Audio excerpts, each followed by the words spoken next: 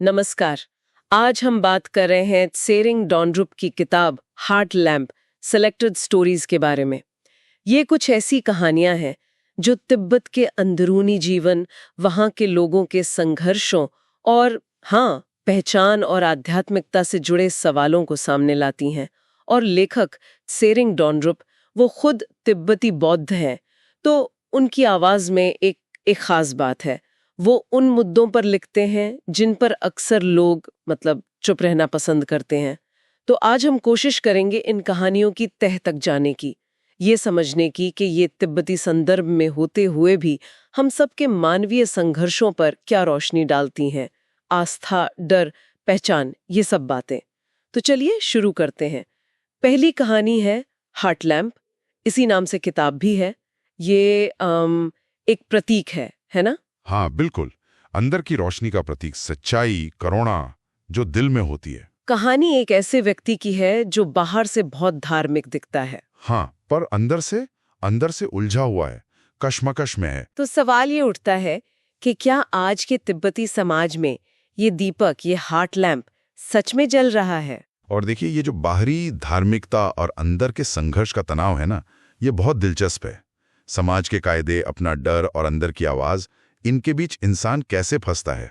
हाँ, ये सिर्फ एक व्यक्ति की कहानी नहीं लगती फिर। नहीं, बिल्कुल नहीं। ये एक गहरे सामाजिक द्वंद्व की तरफ इशारा करती है। ये बाहरी और भीतरी दुनिया का टकराव, ये हमें अगली कहानी द हैंडसम मॉन्क की याद दिलाता है। हाँ, वो युवा भिक्षु वाली कहानी, जो अपने लुक्स और अपनी धार्मिक जिम्मेदारियों के बीच संतुलन बनाने की कोशिश कर रहा है। बिल्कुल।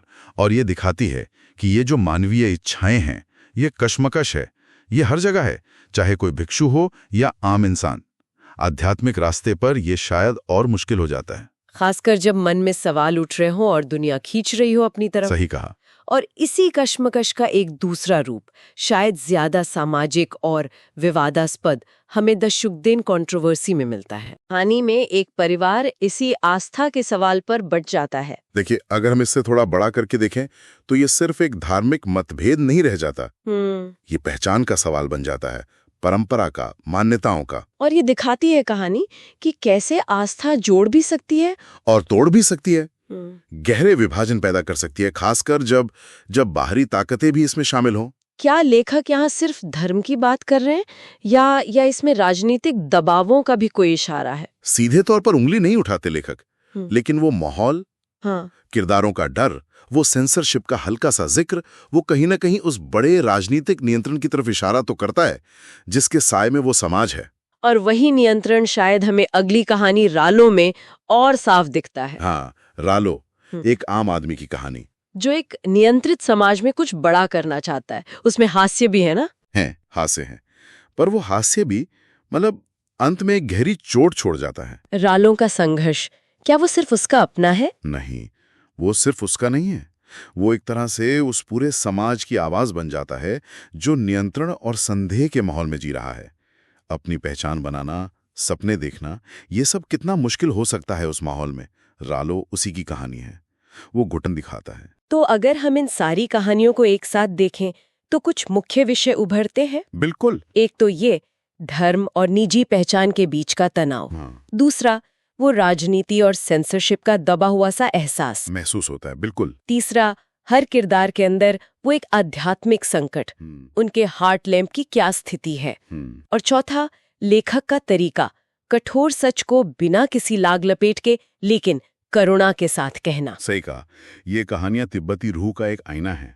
वो जटिलताओं को आसान नहीं बनाती, बल्कि उन्हें वैसे ही दिखाती हैं जैसी वे हैं, पूरी गहराई के साथ। सोचने पर मजबूर करती हैं। बिल्कुल। तो संक्षिप्त में कहें तो हार्ट लैम्प सिर्फ कहानियों का एक कलेक्शन नहीं है। नहीं, ये गहरा चिंतन है इस सवाल पर कि क्या हम अपने अंदर की आवाज सुन रहे हैं, अपने दिल की रोशनी। शायद इसका मूल संदेश यही है कि हर इंसान के अंदर वो हार्ट लैम्प है, वो सच्चाई और करुणा की ज्योति, और जब तक वो जल रही है तब तक उम्मीद है, इंसानियत जिंदा है।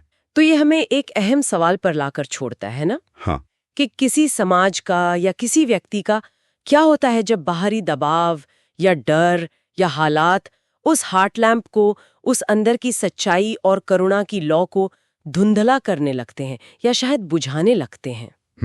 ये सोचने वाली बात है। बहुत जरूरी सवाल है।